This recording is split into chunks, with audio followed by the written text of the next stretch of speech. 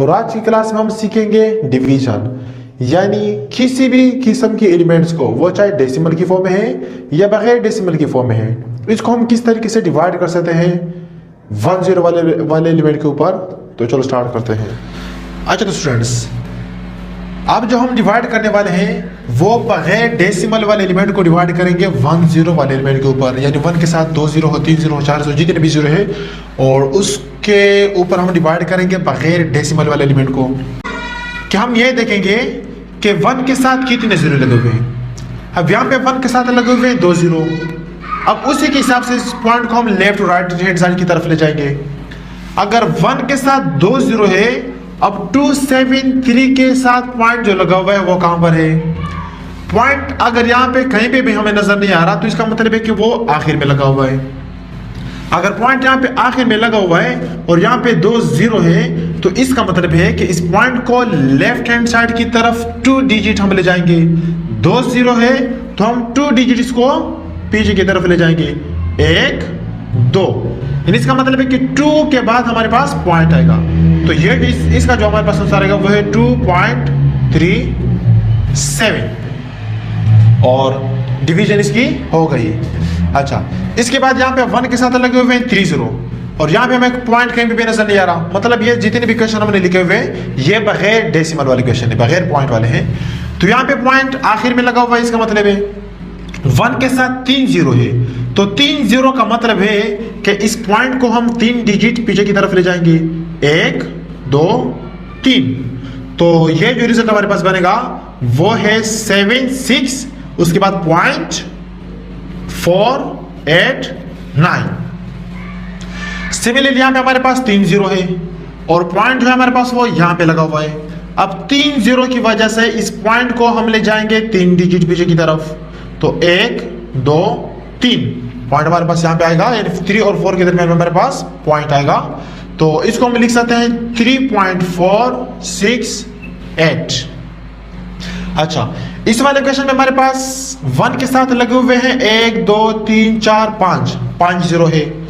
तो इन 5 0 की वजह से इस पॉइंट को हम 5 डिजिट पीछे की तरफ ले जाएंगे। पॉइंट अगर यहां पर है तो इसको ले जाएंगे 1 2 3 4 5, यानी पॉइंट हमारे पास यहां आएगा।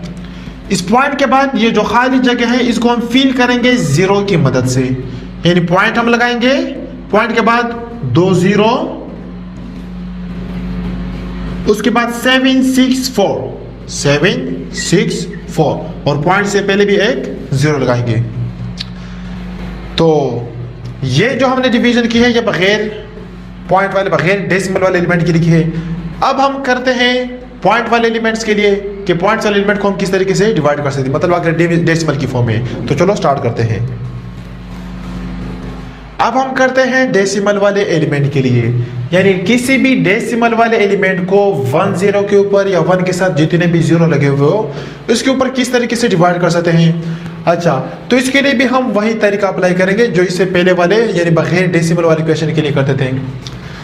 तो इसमें हमारे पास डेसिमल यहाँ पे लगा हुआ है और यहाँ 1 के साथ है 1 0, तो 1 0 का मतलब है कि इस डेसिमल को हम 1 डिजिट पीछे की तरफ ले जाएंगे और यहाँ हमारे पास बनेगा 7.64।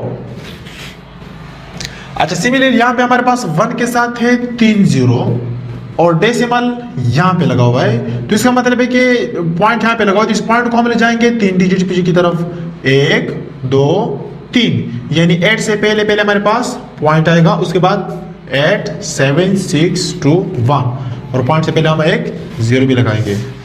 अच्छा, सिमिलरली यहाँ पे हमारे पास है 3 0 और पॉइंट के बाद पॉइंट हमारे पास 4 के बाद लगा हुआ है, तो 3 0 का मतलब है कि इस पॉइंट को हम 3 डिजिट पीछे की तरफ ले जाएंगे, 1 2 3। तो 1 2 3 यहाँ पे जो खाली जगह है इसको हम फिल करेंगे 0 की मदद से और 0 से पहले हमारे पास पॉइंट आएगा, तो यानी हम इसको लिख सकते हैं 0 3 4 1 3 और पॉइंट से पहले हम एक 0 भी लगाएंगे। अच्छा, यहाँ पे हमारे पास लगे हुए हैं 1 2 3 4, 1 के साथ है 4 zeros, तो 4 zeros का मतलब है कि इस पॉइंट को हम 4 डिजिट पीछे की तरफ ले जाएंगे। अच्छा, एक तो ये हो गया, 2 3 4, यानी पॉइंट आएगा, पॉइंट के बाद हमारे पास 3 0 हम खुद लगाएंगे और 1 0 ये, यानी पॉइंट 1 2 3, उसके बाद 4, उसके बाद ये वाला 0 5 और 2, यानी पॉइंट को हम 4 डिजिट पीछे की तरफ ले गए इस 0 4 0 की वजह से। 1 2 3 4 और ये 5 और ये 2 आ गया, 5 0 और ये 2। अच्छा, तो पॉइंट से पहले हम 1 0 भी ऐड करेंगे। अच्छा, तो ये हो गई डिवीजन डेसिमल वाले एलिमेंट के लिए, यानी किसी भी डेसिमल वाले एलिमेंट को 1 0 वाले एलिमेंट के ऊपर हम किस तरीके से डिवाइड कर सकते हैं।